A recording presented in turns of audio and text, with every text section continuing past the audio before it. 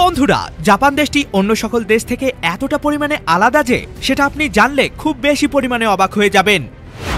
আর আপনি কি জানেন, পেঁপে ফলের এই সাদা আটা অনেক মূল্যবান, যেটা সোনার থেকেও অনেক বেশি দামি হয়ে থাকে। এবং আপনি যে টিকটক, ফেসবুকে রিলস দেখেন, এটা আপনার শরীরে এমন একটা মারাত্মক রোগের সৃষ্টি করছে যা জানলে আপনি অনেক ভয় পেয়ে যাবেন। আর জীবনে তো পেপসি কোল্ড ড্রিঙ্কস অনেকবারই খেয়েছেন, কিন্তু আপনি কি কখনো পেপসি কোম্পানির মোবাইল ফোন দেখেছেন? হ্যাঁ বন্ধুরা, এমনই কিছু আজব আর ইন্টারেস্টিং তথ্য নিয়ে আমাদের আজকের ভিডিওটি। তো আর একটুও দেরি নয়, চলুন তাহলে শুরু করা যাক। নাম্বার 6, আপনি কি ঘন্টার পর ঘন্টা টিকটক, ফেসবুক এবং ইনস্টাগ্রামের রিলস দেখে সময় নষ্ট করেন? তাহলে এই ফ্যাক্টটি জানলে আপনার মাথা ঘুরে যাবে। নতুন একটি গবেষণায় দেখা গেছে যে বিভিন্ন রকমের শর্ট ফর্ম কন্টেন্ট, যেমন ফেসবুক রিলস, টিকটক ভিডিও ইত্যাদি, এগুলো নাকি মানুষের ব্রেনের জন্য অ্যালকোহল মদের থেকেও 5 গুণ বেশি ক্ষতিকারক হয়ে থাকে।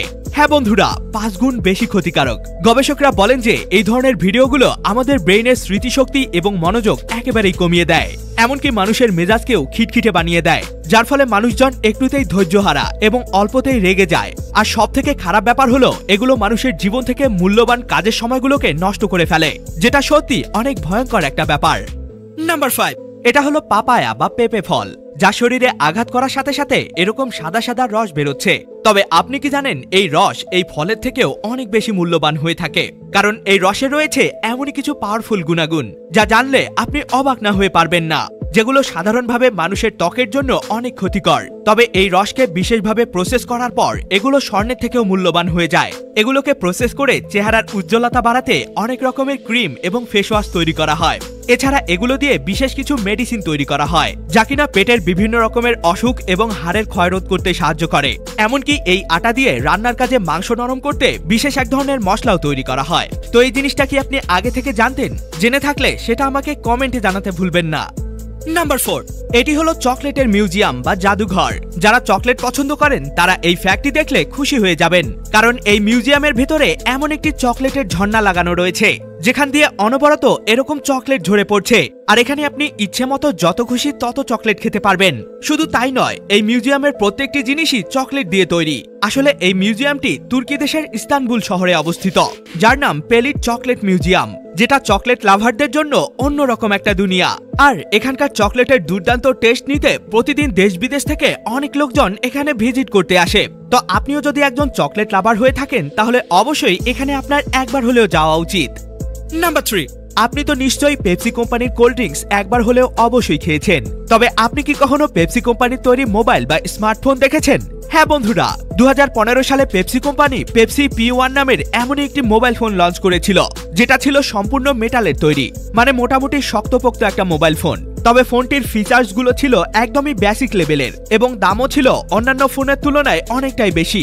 তাই ফোনটি মার্কেটে পুরাই ফ্লপ হয়ে যায়। আর ব্যবসায় লস করার পর পরবর্তীতে পেপসি কোম্পানিও মোবাইল ফোন বানানো পুরোপুরি বন্ধ করে দেয়।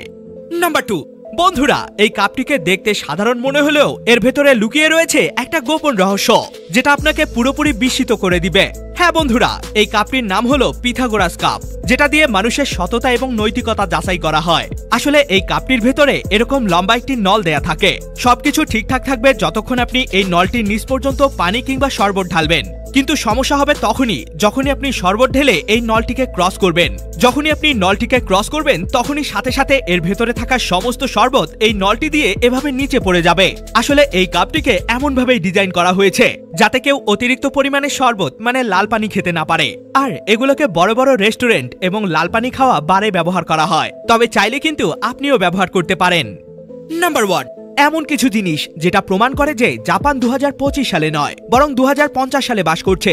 হ্যাঁ বন্ধুরা, জাপানের কিছু রেস্টুরেন্টে হাত ধোয়ার সাথে সাথে আপনি আপনার ফোনটিকেও পরিষ্কার করতে পারবেন।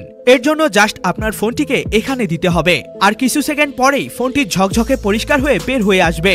আর আপনি কি জানেন, জাপানের যে ট্রাফিক পুলিশ থাকে তাদের পোশাকের ভিতর এমন ফ্যান লাগানো থাকে, যেটা তাদের শরীরকে প্রচন্ড রোদ এবং গরমের মধ্যে ঠান্ডা রাখতে সাহায্য করে। আর জাপানে যে টমেটোর জার পাওয়া যায়, সেটার ঢাকনা যদি এভাবে রাখেন তাহলে সেটি নিজে নিজেই লেগে যাবে। এমনকি জাপানের কিছু কিছু দোকানে কোনো প্রকার লোক কাজ করে করে না। মানে যদি আপনি দোকান থেকে কোনো কিছু নিতে চান তাহলে নিজেকেই নিতে হবে এবং নিজেকেই টাকা পে করতে হবে। আর আজব বিষয় হচ্ছে এখানে কোনো প্রকার চুরি ডাকাতিও হয় না। এছাড়া আমাদের দেশের জনপ্রিয় স্ট্রিট ফুডগুলো হচ্ছে সিঙ্গারা, সামুচা, পিয়াজু, চপ ইত্যাদি। তবে জাপানের সবচেয়ে জনপ্রিয় স্ট্রিট ফুড হচ্ছে এই টাকোয়াকি নামের খাবারটি, যেটা জাপানের মানুষের কাছে খুবই জনপ্রিয় একটি খাবার। এ সকল তথ্যগুলো তো আপনি জেনেই গেলেন, কিন্তু আপনি কি জানেন আমাদের প্রতিদিনের ব্যবহার করা এই ইউএসবি কেবলে এমন 2টা ছিদ্র কেন দেয়া হয়? এর কারণ জানলে আপনি অবাক না হয়ে পারবেন না। আর এই ভয়ঙ্কর পিস্তলটিকে দেখলে কেনই বা শত্রুদের আত্মা কেঁপে ওঠে?